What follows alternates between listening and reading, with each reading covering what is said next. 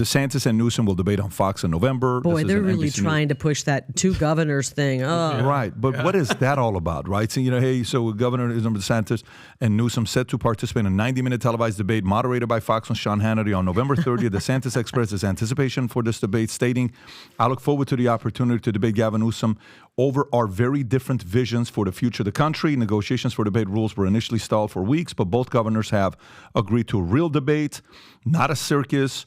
DeSantis hinted that Newsom might become the Democratic nominee in 2024. Yep. Presidential election, saying California's leftism is kind of how the Democratic Party operates. And this is happening while Newsom is not a candidate and DeSantis is behind 50-something points or, whatever the numbers are in different polls. How do you read this? As a person, say you're not in politics today, you're in media today, you read this story, you're like, wait a minute. Why would you do so? Why would Newsom do it? Why would DeSantis do it? Newsom's not running. Why are you giving him the platform? Do they know something we don't know that they think it's going to end up being the two of them? This is the dream, the fantasy of the Uniparty. We'll have two governors of two not border states. Actually, one's a border state.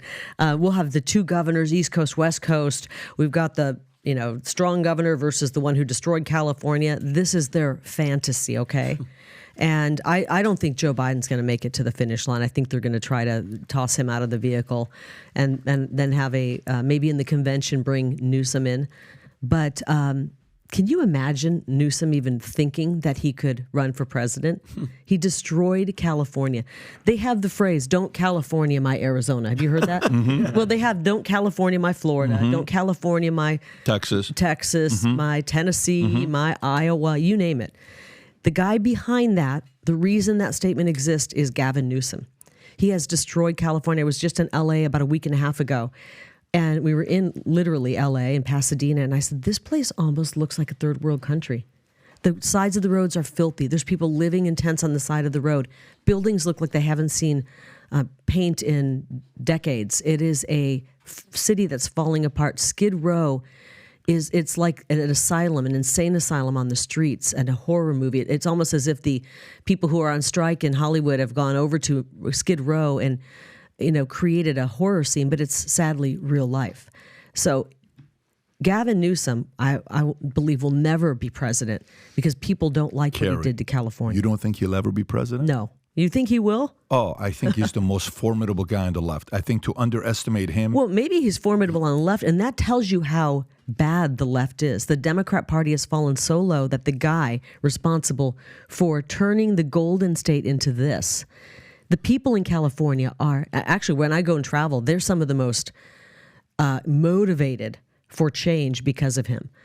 And so this guy's I have zero respect for that man, what he's done to California. And now, do they think we're dumb? He's going to come out and try to act like he's somewhere in the middle and he's reasonable? Well, let me read this. So here's two stories. He's running from that this week. Yeah. So Newsom vetoes progressive bill on transgender children and self-driving trucks. Yeah. Okay? So he issues surprising vetoes that disappointed progressive allies, including a rejection of a bill, Assembly Bill 957, advocating consideration of a child's gender identity in custody disputes. Newsom's veto cited concerns about government dictating legal standards and noted that courts already considered parents' handling of gender identity dealing a blow to LGBTQ activists. Newsom's also vetoed a bill mandating human drivers and self-driving trucks, a priority for labor groups. Fearing automation economic impact, the governor defended his decision by arguing that regulatory agencies were better equipped to oversee this emerging technology despite labor concerns. Tom made a very good point at the beginning of the podcast before we were going live, saying these are all signs of a guy that's preparing for a 2024 election, and he wants to be seen more as center. Well, I hope the American people don't lose their memory of what happened during COVID when that man destroyed. That was really the final nail in the coffin for California. These businesses, they lost, I forget the astronomical percentage of restaurants, little mom and pop shops, restaurants were closed down for good. what they did to our children, masking them up forever. They shut the beaches down. Remember when they poured sand on the skate park? You couldn't surf because the waves might give you COVID. I mean, what's going to give you COVID? A shark? A dolphin? One restaurant was open. The French Laundry was open. That's right. Yeah. That's right. That incredibly, I'm sure it's great food. It's incredibly expensive. And he was sitting there, I believe, without a mask on. Yeah, weird. These hypocrites. And I hope the American people, it's going to be reliant on us moms out there. If you've got moms watching right now, we cannot forget this stuff that they did to us. We can't let them. We can't have amnesia and go, well, he's going to be great. He's a young guy. And no, we can't let that happen. I think that's who Trump will be running against, actually, is Newsom. I think they'll find a way to put him in. Biden's going to get his, butt handed to him. Vinny, do you want to read Senator Bob Menendez story on what happened with this guy? Very interesting story. First page 2, right off the bat, it's right there. If you go to the top, open it up, it's the first story right there. Right there, if you open it up on page 2, go one more, page 3, right there, top story. Okay, so... you know what story this is. This guy's amazing. He's a Democrat, so he's going to get away with whatever he gets. Wait, can I say something really quick? Because on that face-off between DeSantis, let us not forget that DeSantis also shut the beaches down. DeSantis took a page out of Gavin Newsom's playbook. Despite what he says, he shut the beaches down. He did force vaccines. He did force face masks on our kids. So he tries to act like he was perfect. And Florida was open. DeSantis forced vaccines on kids? He forced vaccines on people, on workers. He forced face masks on children. And he was for all that. DeSantis was for all of that. So he thinks that we forgot that as well. Now, granted, he didn't continue the misery as long as... Was it 1 month or a couple weeks on what it was? It was a little more than that. The beaches were shut down to people. Right. So anybody who shuts a beach down, I mean... So your view of DeSantis, do you see him... how do you see DeSantis? There's a lot of people that love him, but you also made a comment earlier about loyalty and people that come and take what's good from him, Trump, and then they leave and they backstab him. Were you hinting at DeSantis or were you talking about other people? He's definitely not loyal. I mean, President Trump made him. President Trump gave him an endorsement when he was polling, I think, at 5% or 6%, maybe 7% at the most, and he immediately shot up like a rocket ship. And because of President Trump, he won. And actually, President Trump saved Florida with an endorsement. Whoever he would have endorsed was going to win. But remember, DeSantis barely beat that drug addict. Andrew Gillum was his name. Yeah. Gillum. He was like a sex. Before that, it was Putnam in the primary, and that was Gillum. But look what's happening in Florida. I've been speaking to people in Florida and asking what they think of the condition here. You can't. Is it 400% the insurance rates have gone up? Something really outrageous for the cost of living's gone up because everybody's moving here. Well, a lot of that is because of hurricanes. If you lose your house during a hurricane, you're going to get pennies on the dollar for it. There is an homeowner's insurance crisis here, and the cost of living has gone up a lot here in Florida.